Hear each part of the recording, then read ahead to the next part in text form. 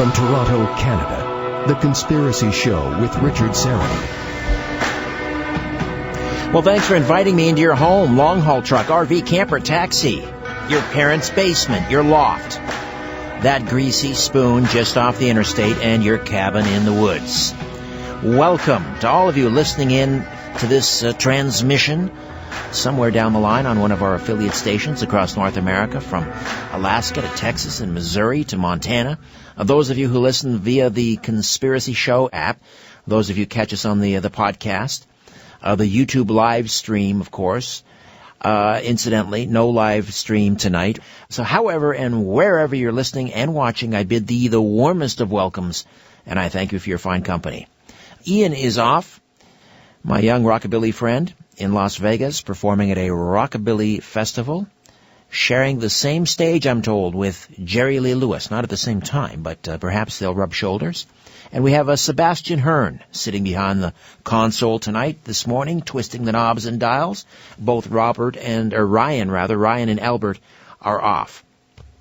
So again, no live YouTube stream this week or next. The live YouTube stream returns in 2 weeks, but we will post the audio on the YouTube channel. And please take a moment and subscribe if you haven't already done so to the YouTube channel. We're trying to get to 10,000. I think we're around 7,200. I also want to remind you about the podcasts. If you're a fan of rock and roll and dark mysteries, you'll want to check out my new podcast, The Rock and Roll Twilight Zone. It's part of the Chris Jarrow Network on Westwood One. And you just Google it, The Rock and Roll Twilight Zone, and it'll come up. And we have new episodes drop every Wednesday. And the next episode has to do with, this is a good one, the Beach Boys and the Manson family. That's all I'm going to tell you, the Beach Boys and the Manson family. And also my other podcast, Conspiracy episodes drop every Monday, Wednesday, and Friday. And you can subscribe at conspiracyunlimitedpodcast.com. Conspiracyunlimitedpodcast.com. We're going to meet psychic Angela Thomas in just a very few moments. Angela she's really an evangelist for professionalism and standardization and integrity in the psychic services industry. And let's face it, there are a lot of psychics out there who are only in it for the money. So I wanted to share this, sort of as a lead-in to Angela. I wanted to share this CBC News story I found. I guess this happened last year. As a 26-year-old or a 26-year-long marriage was falling apart and no one to turn to for support, Monica started to look for someone to talk to. She decided to find a psychic and started searching online. Quote, one particular name just constantly kept popping up, and so I decided that it must be a sign and that this is the person I was supposed to speak with. And so I made an appointment and went, she said. At her first session, Monica had her poker face on, but she said the psychic broke her guard down by telling her about memories from her past. Quote, the things she told me in my past nobody knew. Abandonment, mental and physical abuse, getting married at a very young age, and walking down the aisle thinking I'm making the biggest mistake of my life. Nobody knew that but me. I had never shared that with anybody, so how did she know that? The psychic said she would help solve Monica's problems. Monica just wanted a peaceful life for her and her daughter after divorcing her husband, so the psychic put a protection on her and told her the divorce paperwork would be filed without a problem. She was correct. Despite the initial successes, there were red flags. Whereas Monica considered her interactions with the psychic a business relationship, she said the psychic tried to label it a friendship. Nonetheless, Monica found herself calling the psychic whenever something went wrong, and at times the psychic called her when she said she sensed something was off in Monica's life. The two were in contact 2 or 3 times a week, ultimately to the tune of $60,000 over the course of almost 2 years. After a while, demands to pacify the negative energy started to pick up steam. When Monica's jewelry wouldn't cleanse to release the bad vibes, Monica said the psychic demanded she hand them over so she could dispose of them. They were worth $15,000. Monica justified her losses by telling herself she wasn't hurting anyone, and it was all panning out in terms of the psychic's correct predictions. Next, Monica said, came the demand for 2 $500 gift cards that the psychic used to buy clothes to do a ritual with in order to rid her of a curse. Then were the special candles. Monica refused to give the psychic $2,500 for each candle and instead simply gave her $1,000. The problem is, with psychics, you give cash, there's no receipts, she said. The deal breaker came when Monica sold her house. She said the psychic asked for a sacrifice, and Monica assumed she meant a painting or a chair or something similar. She said, "No, I want $100,000 from the sale of your home."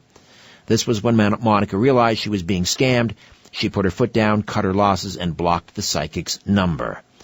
But that isn't the end of Monica's interest with psychics. She's seeing a new psychic, but says her friends keep her in check to make sure she doesn't fall down the rabbit hole again. That's a CBC story.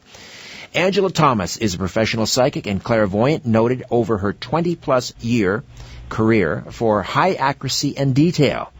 She's a subject participant in an elite consciousness research study focusing on precognition and has gained an enviable reputation for her psychic work in private sessions for individuals, business leaders, and celebrities.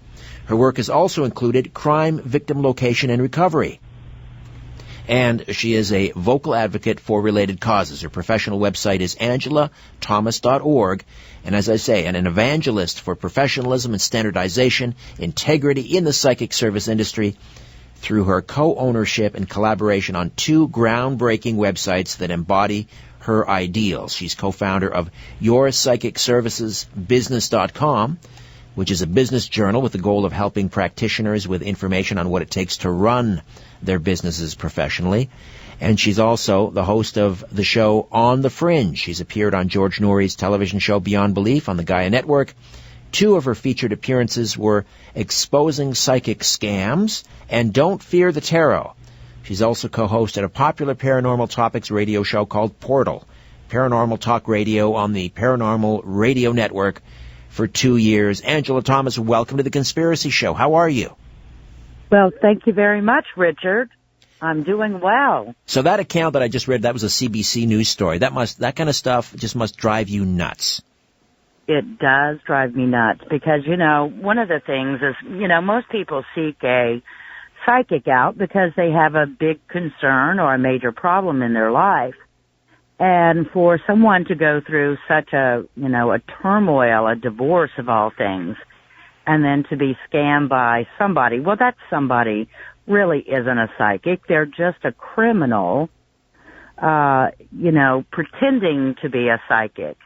And it infuriates me because, one bad apple spoils the whole bunch. So, a lot of people have an impression that psychics are nothing more than scammers. They don't know anything and, they'll eventually get ripped off. But, that's not the case most of the time. I say most of the time. There's a lot of, people claiming to be psychics and they are scammers, but there are just as many people out there that are the real deal.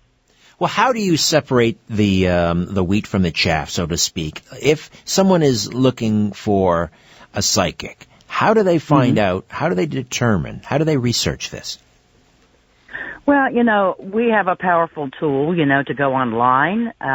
You can try Google or any other search engines or directories, but I would say to do your homework because most psychics out there that have a business have been doing this for a long time, and it's easy to find comments about them, whether that's testimonials or whether there's a lot of negative comments about that psychic. So I would just suggest that people research whoever they're going to hire for that service. And, it's great because the person seeking the psychic can feel comfortable with their choice, their ultimate choice. And how does, in this case, where Monica, she trusted the psychic initially because she seemed to know things about her that nobody else could have known, that she was walking down the aisle thinking, I'm making the biggest mistake of my life. She knew about abandonment. She knew about abuse. Is this done with what they call the cold reading technique? How does that work? Well, I don't know if Monica saw this psychic in person, You know, for me, I rarely get to see people in person. So most of mine are done over the telephone or via Skype. So if in person, there may have been a possibility, you know, to read someone's face or their body language to see if they are accepting or giving any expression on their face that would indicate abuse or depression or whatever the case may be. So most people going down the aisle do feel like, ooh, this might be a mistake. You know, but anyway, I really don't know how scammers do it unless they're just reading the face or reading the body language. I've read people in person. I don't do cold readings or read the body. I just say, listen, I'm the messenger. And I even teach psychic development, so I tell my students, you must be willing to be wrong. So I don't care if the person I'm reading for is following along. You know, in other words, I'm not looking for them to stop me and tell me any information. I just actually, Richard, ask them if they will sit back and stay quiet and listen to the messages. They're free to record the session that they have with me. But I feel that, you know, it's very important for anybody to be able to record and to know the psychic. But, you know, some people, Richard, like to have psychics in person. And I think that that's important for them if that's what they need. But I want your audience to know that if they ever do hire a psychic for the service, and if it's, you know, that psychic is all the way across the country or across the world, that most psychics have the ability to deliver the messages without somebody being in person. In other words, they are not working off of that person's physical energy like one psychic would have in front of a client doing a personal in-person reading. Right. That way they can read body language and certain facial cues and so forth. And that's how, in some cases, these psychics who aren't really psychics are So I hope that's scamming. understandable. Absolutely. All right, Angela, stay put. We'll come back and continue to delve into your psychic abilities, and maybe we'll open up the phone lines a little bit later in the hour. Stay with us. The Conspiracy Show. My name is Richard Syrett.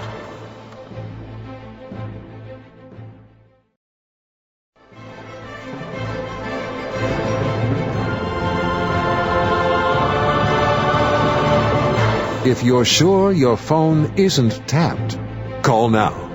416-360-0740 or toll free at 1-866-740-4740. Welcome back. Psychic Angela Thomas is with us. AngelaThomas.org. AngelaThomas.org.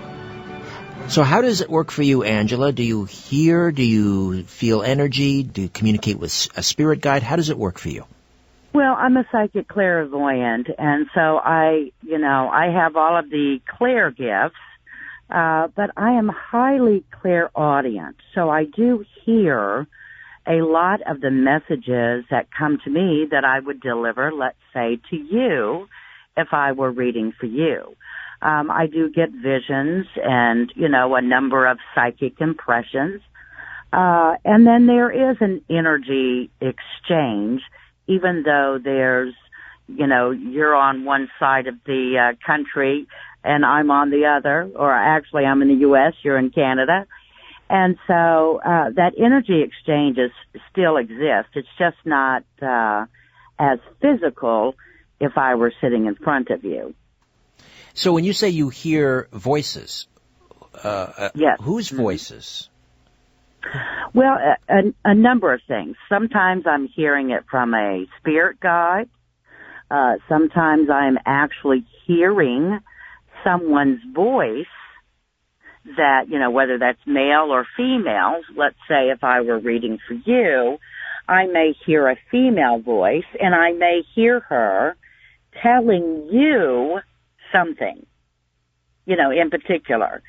which I relay the message to you, what the woman will be saying to you, so that you recognize what woman I'm talking about. Because sometimes I do not always get names.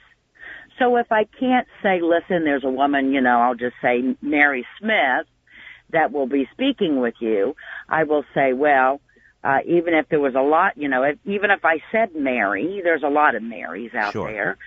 But I would say to you, Richard, this is Mary who will be speaking to you about XYZ.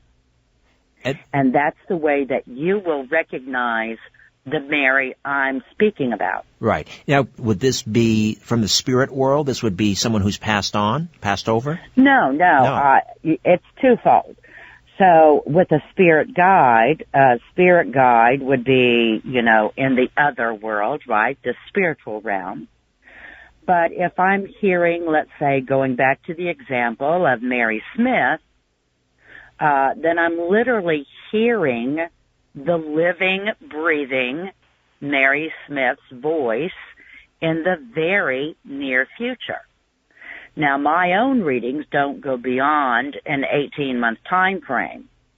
And so if I said, Richard, between now and the next 2 months, there is a lady named Mary, and this is what she's communicating to you, then you'll know who I'm talking about.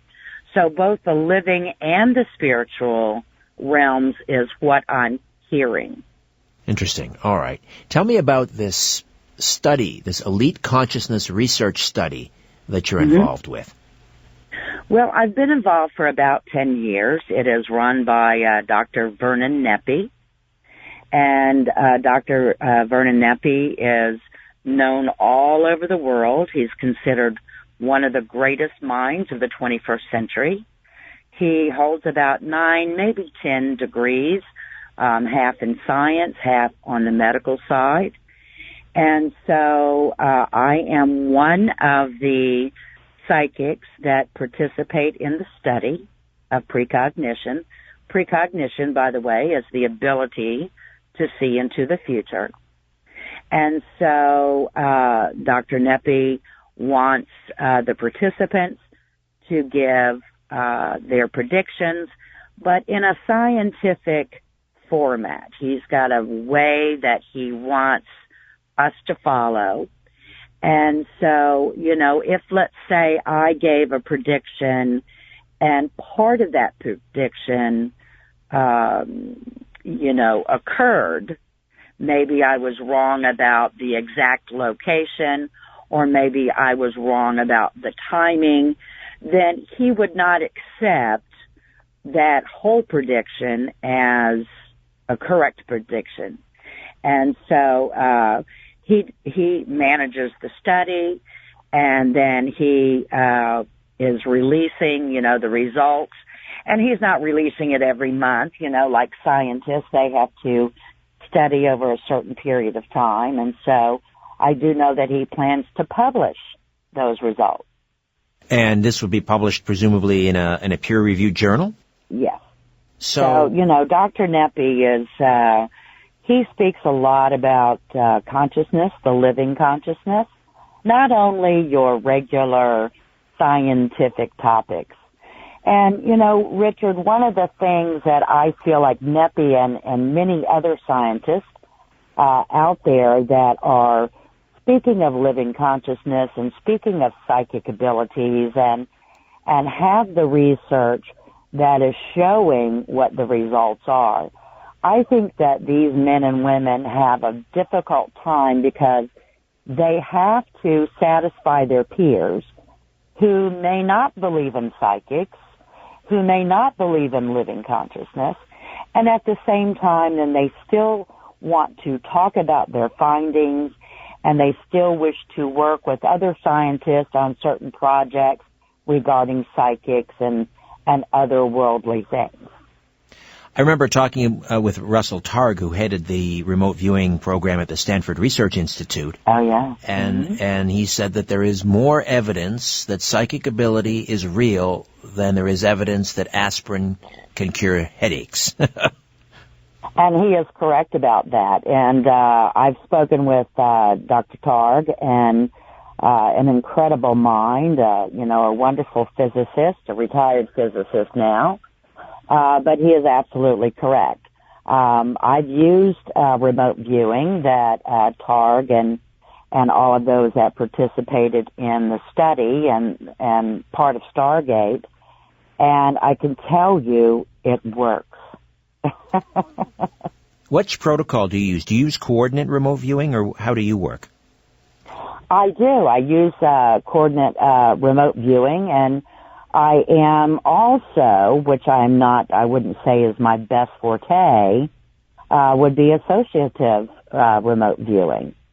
How does that work? So I teach psychic development, and I will teach remote viewing, plus I have a couple of other, matrices that I use for remote viewing beyond the Stargate one. Now, I've always thought of myself as probably the least intuitive person I know. Now, I've taken part in a couple of remote viewing experiments on the air, nothing scientific, but I think I got lucky once. And a remote viewing friend of mine was maybe an hour away from here, a remote location, and he had an object on his desk, and it turned out to be a travel clock, and it was red with a white face. And I said something. I described something. I didn't come out and say a clock, but I said something. It's red with white, and I see some black lines and so forth on the white. I didn't put two and two together, but that's about as close as I got. How do you? Well, I'd say that you did very well, especially if you were live and your mind was still, having to be the host. Yes. And trying to experiment as well in remote viewing. So I would highly suggest, Richard, that you give it a shot when you're not on air. Well, how do you teach? I mean, he tries to instruct me. The big thing is to get your conscious mind out of the way, because I'm very analytical, and that's the problem. So how do you teach someone to develop their psychic abilities? Did we lose her?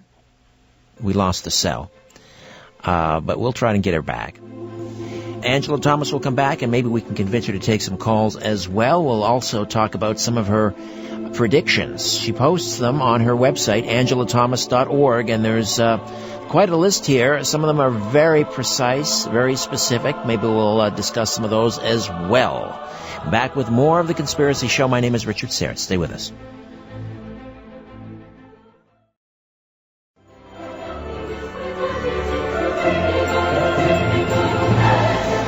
You want the truth? You can handle the truth. The Conspiracy Show with Richard Syrett. Welcome back. Psychic, clairvoyant Angela Thomas is with us. We'll get back to that conversation in just a moment. Just some programming notes coming up next week, which will be the Orthodox Easter. We have T. Krulos, who's written an interesting book that's delving into the subculture of real-life superheroes. You want to be listening to the program next week. That's first hour. T. Krulos and real-life superheroes. Then Rosemary Ellen Guiley joins us in the second half to talk about the saints, incorrupt bodies and miracles and relics and so forth. The following week, Chris Stiles will be here to talk about the Shag Harbor UFO incident, and Stu Bundy as well. I believe Victor Vigiani will also join us, and we'll talk about the upcoming Alien Cosmic Expo, which will be here in town in June. And I'll be moderating a panel during that conference as well. And then on the 22nd, the return of David John Oates. We had him on a couple of weeks ago talking about reverse speech, and we promised that he would come back and do 2 hours. And he's analyzed the speech of a number of people associated with the JFK assassination. So this should be very telling.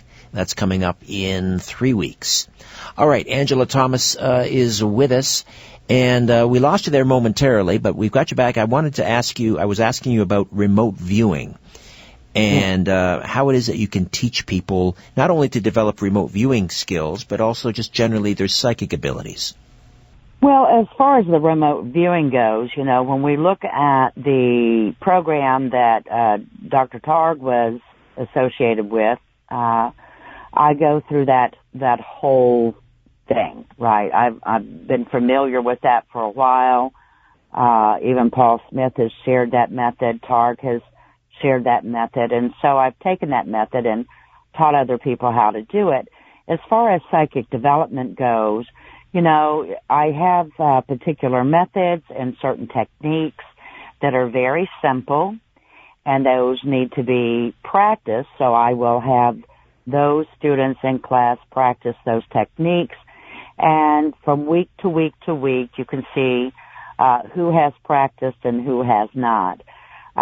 So everyone is psychic, and you've heard that probably 1,000 times, Richard.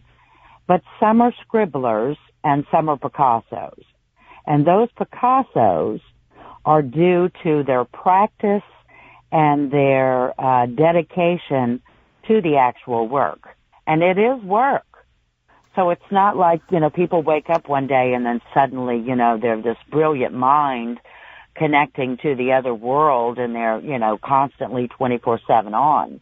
But it can be developed. And as long as you're practicing, one should see the result. Is it related to the pineal gland? Absolutely. The pineal gland is actually the third eye, and most people have heard of the third eye. And so, or those who are involved with chakras, that's the sixth chakra, the brow chakra.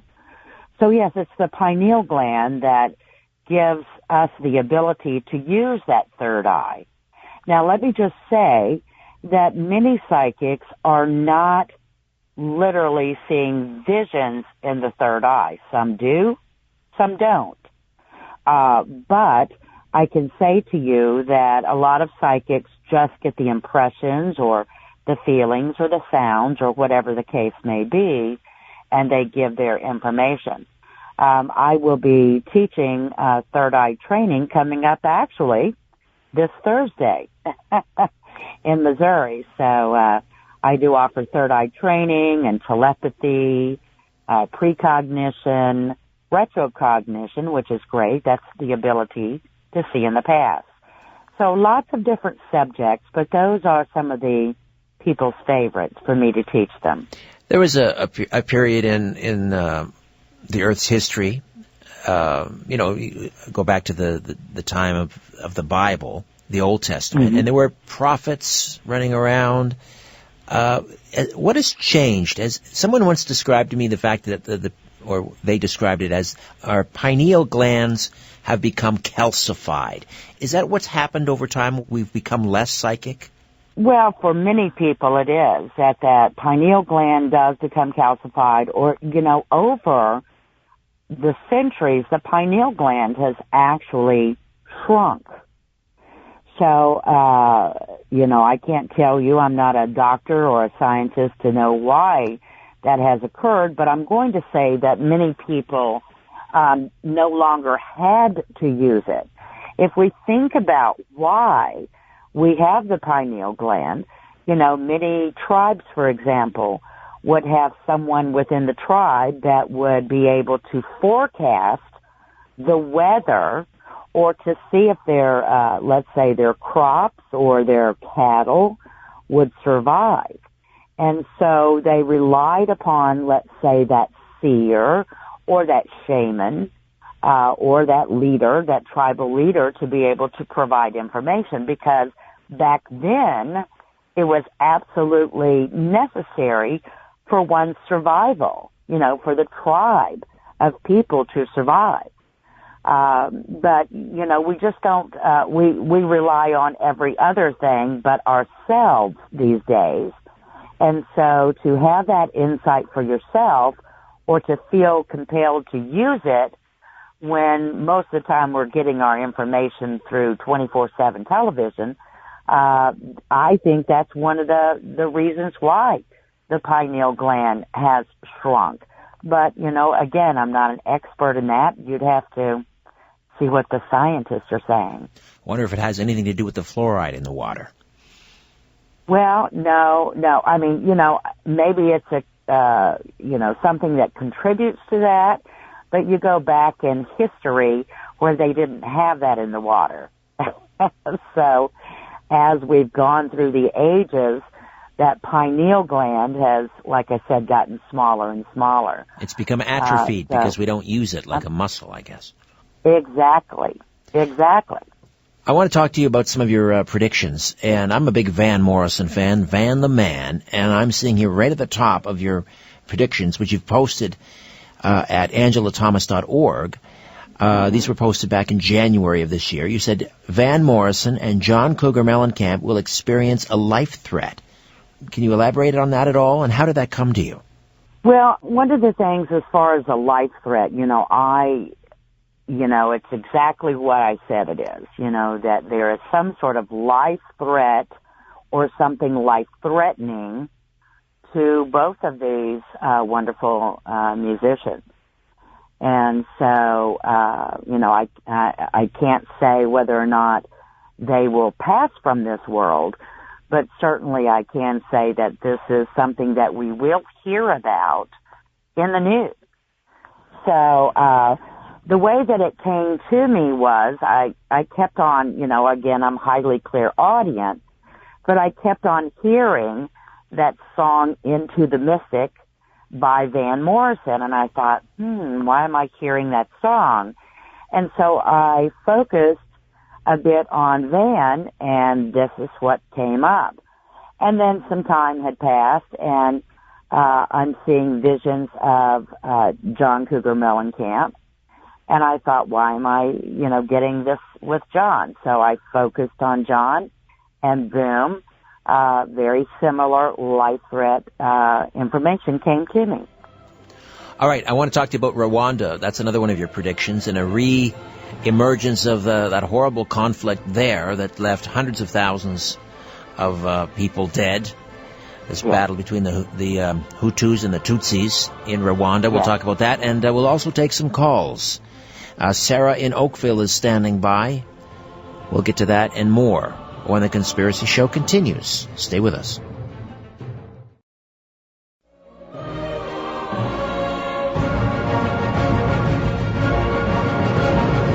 Corporations, governments, and sometimes entire civilizations.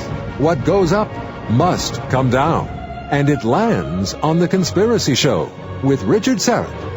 Welcome back. Angela Thomas is with us, psychic clairvoyant. One of the predictions, this is horrible to even contemplate because, about 24 years ago, we had the Rwandan genocide, where the ruling Hutu majority there slaughtered somewhere between 500,000 and 1 million of members of the Tutsi minority. And you see something re-emerging in Rwanda. That's correct, Richard. And again, that could be any time from January when I made that prediction to 18 months beyond January 2018. It is a concern. I certainly do recall the horrible losses in Rwanda. And actually, I was watching television one morning and saw some reporter on the street, and some pretty nasty things occurred right behind him, which he wasn't aware of. And so I remember that very well. But I am concerned for Rwanda and that whole region. I just feel it's very volatile, and I do feel like it's very explosive among the people. All right. Sarah is in Oakville, and she'd like to speak with you. Sarah, welcome to The Conspiracy Show. Thank you. I have two questions. One, do you see me getting involved in a legal issue this year? And is there any kind of message that you have for me that you think would be important for me to know? Well, hi, Sarah. Thank you very much for your question. And, Sarah, I'm not an astrologer. I do not care about your year of birth. But what's your month and day of birth, please? August 10th. August 10th. I love that. Okay, so, Sarah, your question was regarding whether or not you would get involved in something legal this year. And I am going to say to you that I feel that as you're getting closer to September, October of this year, that's when I feel like things are starting to go more rapid towards a legal situation. So I would say between now and, let's say, June, July, there's really not a lot of movement, whether that's on your part or somebody else's part. But I will say September, October begins what I feel like is more of a momentum towards a legal situation. I have to say to you, though, that on your birthday, officially, you'll actually be in a justice cycle. So it wouldn't surprise me to hear from you later to say from, even into the following 2019 that you're still not handling not only what is concerning you legally today, but also that there would be something else legal coming up. And that something else legal coming up can be just as minor as, assigning somebody, let's say, authority like a power of attorney or needing to get a stamp or a seal on a document.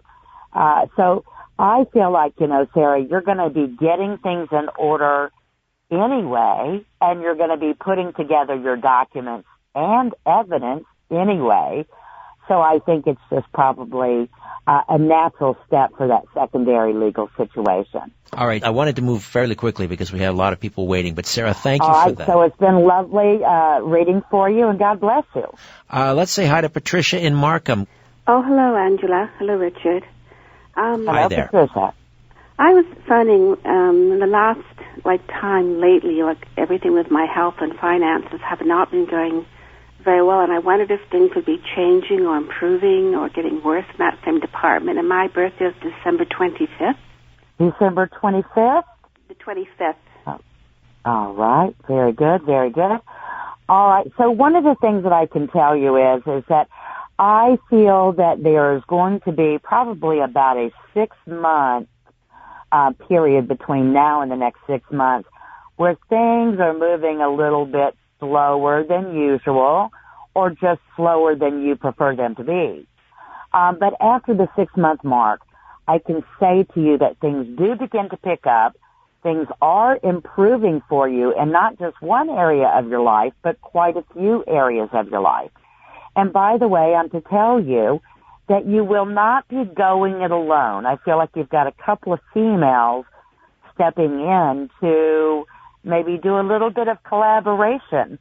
But I feel like they're doing collaboration with you, not only for themselves to improve, but to honestly to help you out. So God bless you. Thank you very much for calling. Thank you, Patricia. Let's say hi to Bill in Cambridge. I'm having a problem with back pain and pain in my hips and legs and feet. Do you see getting some help for this in the coming 18 months or so? Okay. Well, thank you very much for your question. What's your month and day of birth, please? It'd be August the 23rd. August the 23rd.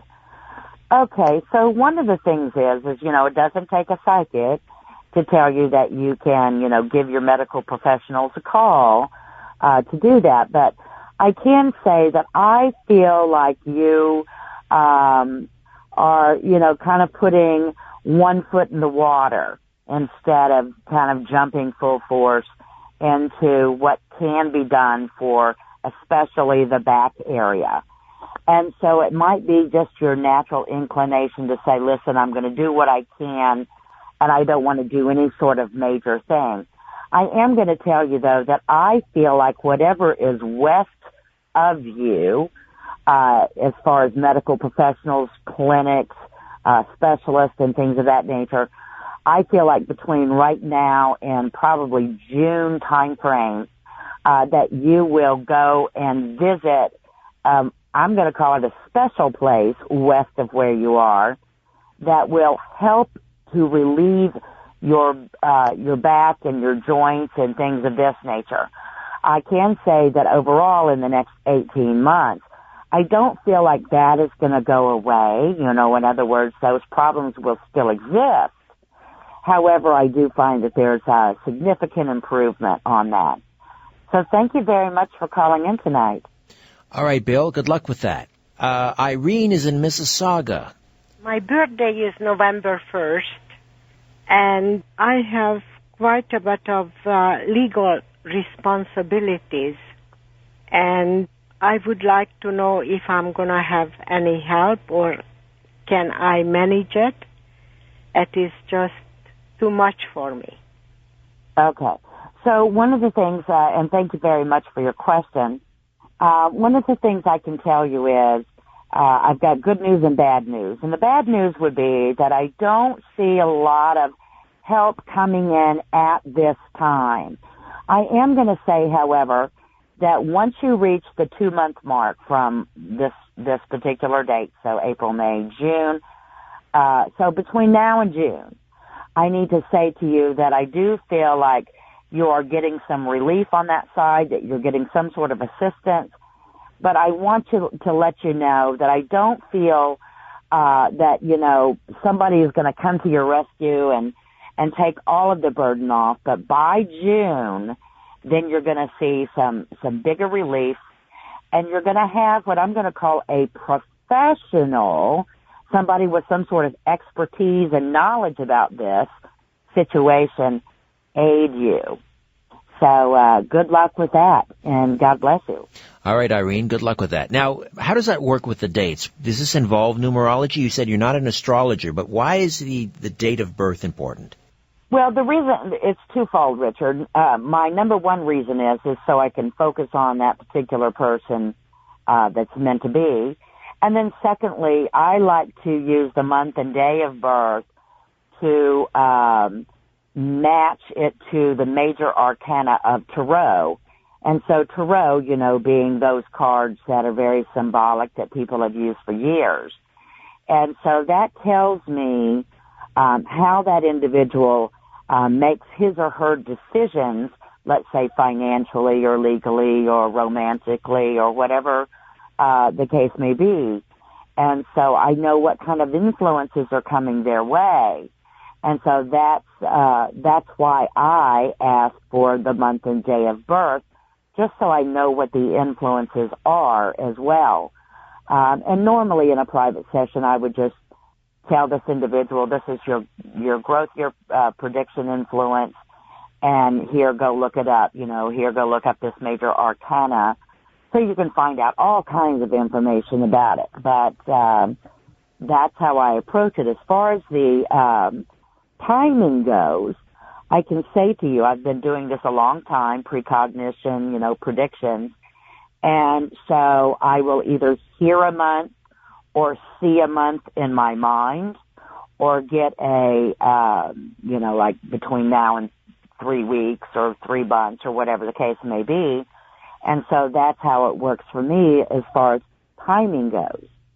And sometimes I do get seasons, but because I am an 18-month predictor, sometimes if I say it's, next spring, or could be this spring, you understand. So, Right. That's why I give a certain time frame. All right, Debbie's in Toronto. Debbie, go ahead.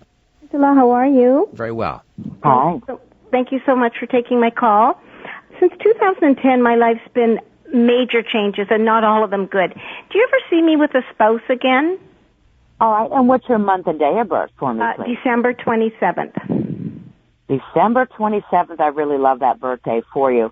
Okay, so I am going to say, let's see, 13, 15. I can say to you that between right now and the next 18 months, I really don't see you walking down that, church aisle or getting married at this time. But I am going to say that you will have somebody special in your life.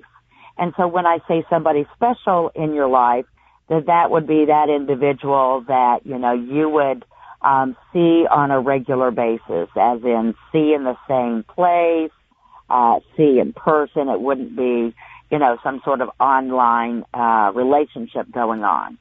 But I can say between now and the next 18 months, I don't see any sort of weddings occurring with you.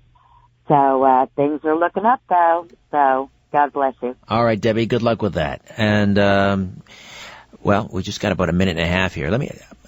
My date is Jan 12th. I need to ask you, I have so many projects on the go, in particular 2 podcasts. They just take up so much of my time. Are those going to fly? I can tell you that the podcast certainly will, but I am going to say to you, Richard, that you too are not going to go it alone. In fact, I find not one but 2 others involved in those podcasts. And so when I say involved, that could be from a production point of view, or it can be somebody's marketing it for you or promoting it for you. But I don't see you trying to do everything yourself. In fact, I've got to tell you, your own career is taking off big time. And not to say that it's not big time right now, Richard, but I'm talking about bigger than what you anticipate. So I am going to say to you that between now and the next 12 months, this is where you'll find that your career skyrockets even more and that you are expanding even more in 2 different directions, too. So 2 different directions can be not only radio broadcasting, but also television broadcasting, and that's over and above podcasting. Excellent. Great to hear. Thank you for that. That made my You're night. welcome. AngelaThomas.org is the website. Angela, is there a phone number quickly you can give us? Yes, it's 636-485-4814. All right. We'll post it on the website as well. Thank you again, That's Angela. Right. Thank you, Richard. Good night. Good night. My thanks to Sebastian, Albert, and Ryan. They're not here, but thank you guys. Back next week with a brand new program. Good night.